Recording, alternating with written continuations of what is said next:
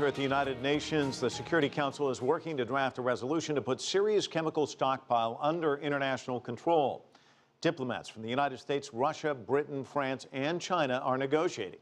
Russia and the U.S. have agreed on a framework, but there are plenty of disagreements over the wording of the resolution, including how to ensure Syria complies with the deal. For more, let's go live to New York and our UN correspondent, Stephen Fee.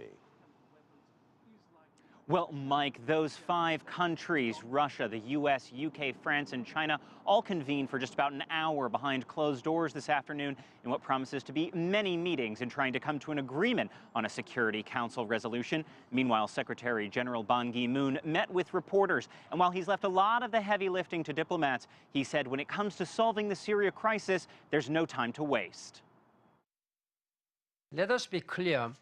The use of chemical weapons in Syria is only the tip of the iceberg. With his chemical weapons team confirming the use of sarin gas, Secretary General Ban Ki-moon said it was urgent the Security Council draft an enforceable resolution. All these agreements are very good in spirit, but those good agreements in spirit should be translated into action. There is not much time to lose for all of us. By design, the inspector's report did not identify who fired the rockets with sarin warheads. An initial draft resolution proposed by France called for the perpetrators to be referred to the International Criminal Court, or ICC, for possible prosecution. But Secretary Ban said that decision should be up to member states. Whether this should be referred to ICC or whether we should have another way of bringing perpetrators to justice, that has to be yet discussed.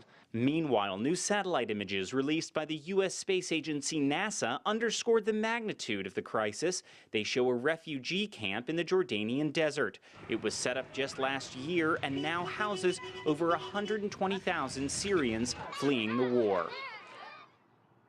And Mike, even Secretary General Ban has been critical of the UN's efforts to halt the violence in Syria and that ongoing refugee crisis. But it appears the world continues to have a favorable impression of the global body. A Pew Research poll shows majorities in 22 countries still have a positive impression of the United Nations. Mike? Stephen Fee, live for us in New York. Thank you. The global